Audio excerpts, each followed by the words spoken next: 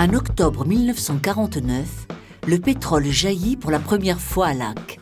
Soupçonnant la présence de nappes plus importantes, la SNPA, Société nationale des pétroles d'Aquitaine, décide de creuser plus profond. Le 19 décembre 1951, une forte odeur d'hydrogène sulfuré se répand dans l'atmosphère.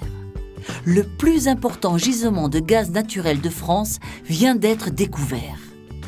Là où il n'y avait que des champs et un petit village, une ville va bientôt sortir de terre.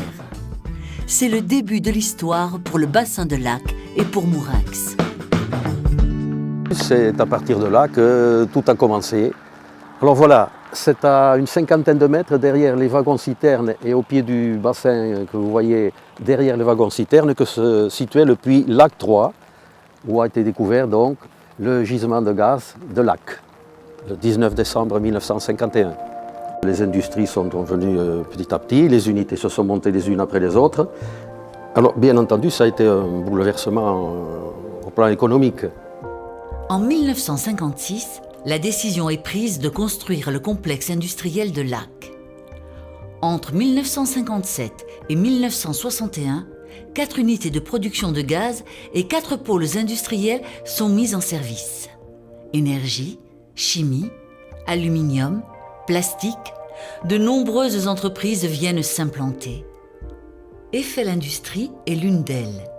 Spécialisée dans la chaudronnerie, elle fait partie de l'importante issue des sous-traitants du bassin.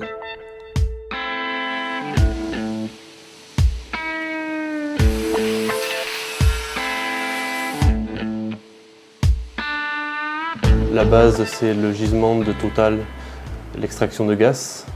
Total sort le gaz du gisement et ce gaz est traité parce qu'il contient de l'H2S, donc c'est du soufre.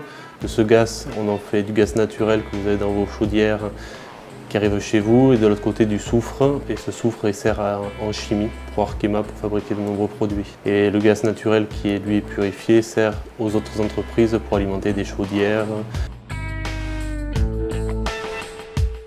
Alors vous êtes chez Eiffel Industries à la DR Sud-Ouest, donc ici nous fabriquons des appareils chaudronnés. Et nous occupons des arrêts sur le site pétrochimique du bassin de Lac.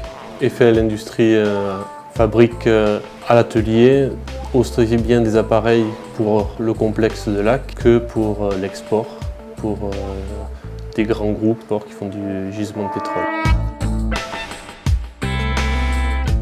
L'immensité du chantier du complexe nécessita l'embauche de 15 000 ouvriers en un an. De nombreux Béarnais trouvèrent un emploi sur place. Même l'immigration fut nécessaire. En 1957, l'État entreprit de créer une ville. Elle fut nommée Mourinx Ville Nouvelle.